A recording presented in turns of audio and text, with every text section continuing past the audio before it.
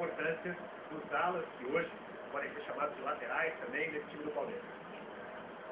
Número 3 ali, o Gustavo posicionado, levantamento para a área, o desvio!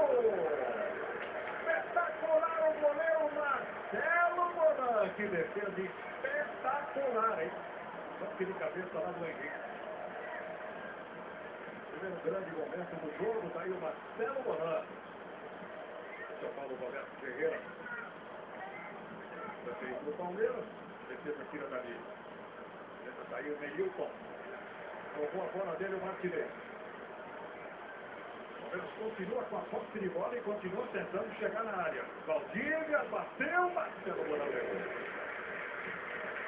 Só no canal Premier Futebol Clube PFC, você acompanha a cobertura completa da próxima rodada do Paulistão. Ligue agora para sua operadora e fique sócio. Vai tomar ali o Wesley pelo Henrique. Amanhã às 11 da manhã, Juventus em Guaratinguetá, na Rua Javari, 4 da tarde, Ponte Preta e Corinthians, São Paulo e Noroeste.